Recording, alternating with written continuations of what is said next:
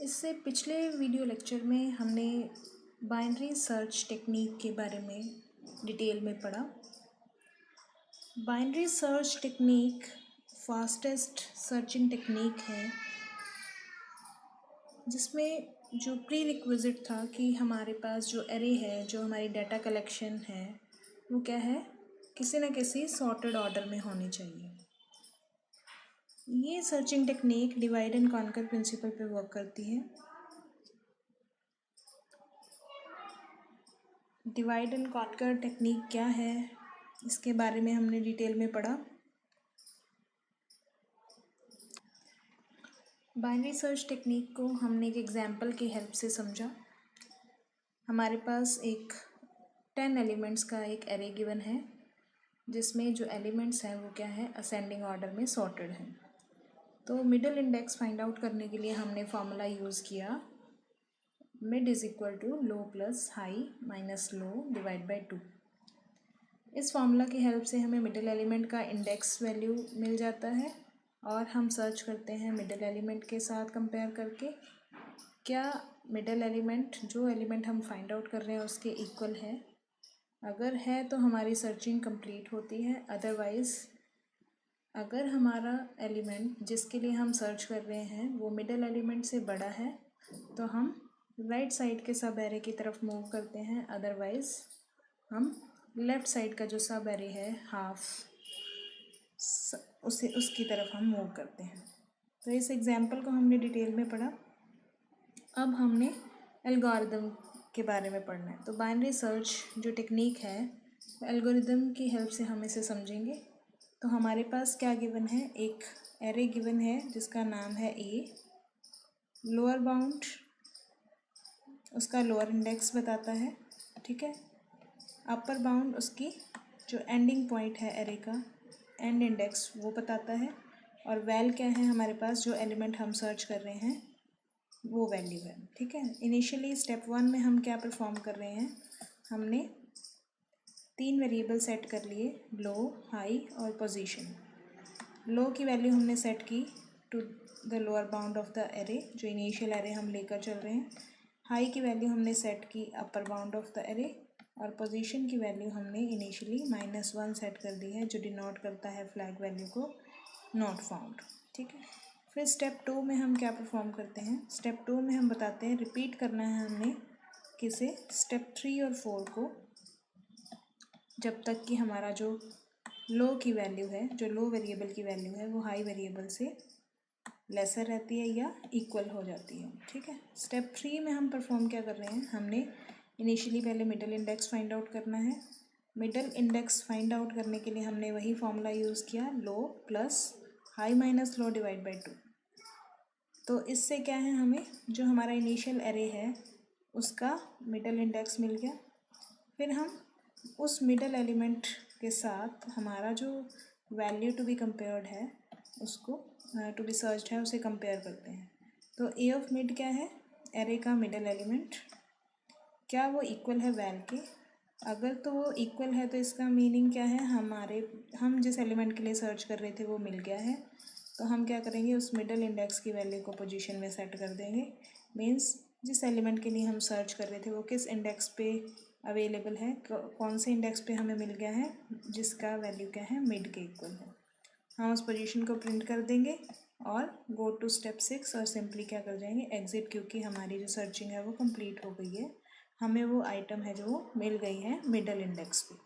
Otherwise क्या होगा, otherwise हमारे पास 2 केसेस हैं। क्या हमारा जो मिडल एलिमेंट है वो जो वैल्यू हम सर्च कर रहे हैं उससे बड़ा है, उससे बड़ा है तो मीनिंग क्या है कि वो वैल्यू क्या है, छोटी है मिडल इंडेक्स से, ठीक है। तो हम किसकी तरफ जाएंगे, हमारा जो लोअर हाफ है उसकी तरफ जाएंगे, ठीक है। दिस इज आवर एरे, ठीक है। और हमने क्या किया, मिडल एलिमेंट के साथ सर्च किया, कंपेयर किया।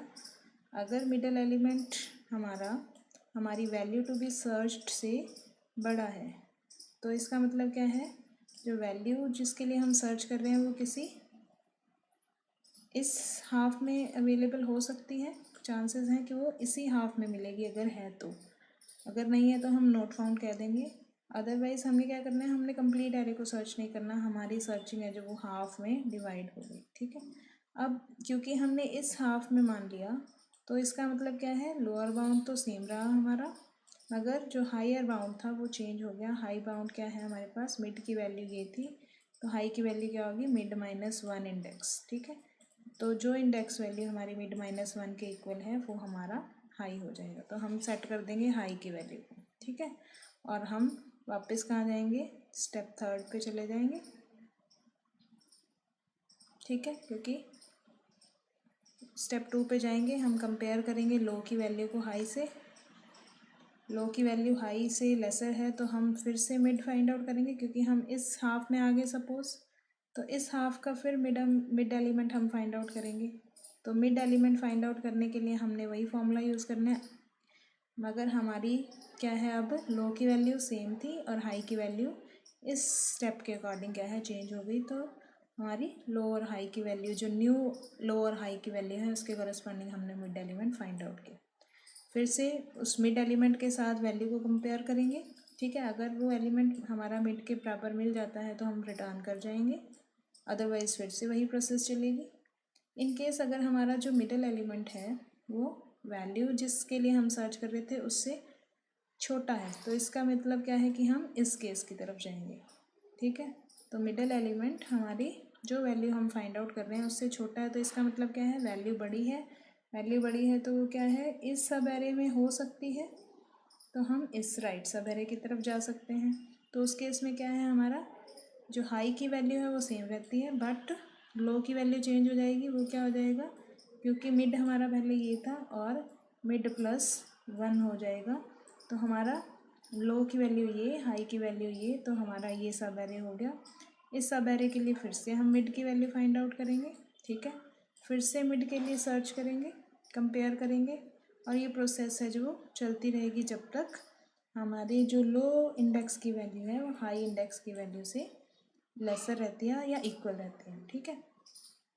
इन केस हमें आइटम नहीं मिलती और हम सारे सब एरेज को ट्रेस आउट कर चुके हैं, तो उस केस में हम स्टेप 5 पे जाएंगे। स्टेप 5 पे हमने चेक किया कि क्या पोजीशन की वैल्यू -1 ही है अभी तक। इसका मतलब क्या है कि पोजीशन की वैल्यू इन स्टेप्स के अकॉर्डिंग क्या है, चेंज नहीं हुई है, मीन्स हमें वो एलिमेंट हमारे एरे में नहीं मिला है। तो पोजीशन की वैल्यू -1 ही रही, क्योंकि हमने इनिशियली इसे -1 रखा था और जिसको हमने डिनोट किया था नॉट फाउंड, ठीक है। तो ये प्रिंट कर देगा simply message value is not present in the array, और हम एग्ज़िट कर जाएंगे। तो इस तरह से बाइनरी सर्च टेक्निक है जो वर्क करती है। तो एडवांटेजेस क्या हैं इस बाइनरी सर्च एल्गोरिदम की, सबसे ऑप्टिमल सर्चिंग एल्गोरिदम है जिसकी हेल्प से हम क्या कर सकते हैं, हमारे जो डिज़ायर्ड एलिमेंट के लिए सर्च कर सकते हैं, और वो भी बहुत एफिशिएंटली, फास्टली। बट इसकी डिसएडवांटेज क्या है कि ये एल्गोरिदम की एक रिक्वायरमेंट है, एक प्री रिक्विजिट है कि वो क्या होना चाहिए, एरे जो हमारा है वो सॉर्टेड ऑर्डर में होना चाहिए।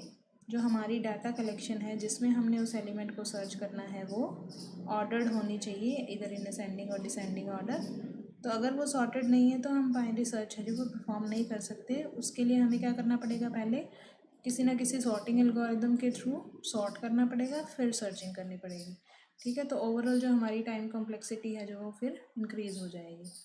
बट अगर हम सिंपली बाइनरी सर्च एल्गोरिदम की बात करें तो ये मोस्ट एफिशिएंट एल्गोरिदम है, जो कि जिसकी टाइम कॉम्प्लेक्सिटी क्या है, ऑर्डर ऑफ log n है। तो अगर हमारे पास n नंबर ऑफ़ एलिमेंट्स हैं तो हमें एक एलिमेंट को सर्च करने में कितना टाइम लगेगा, log ऑफ n के इक्वल। तो this is all about binary search technique. Thank you very much for your kind listening.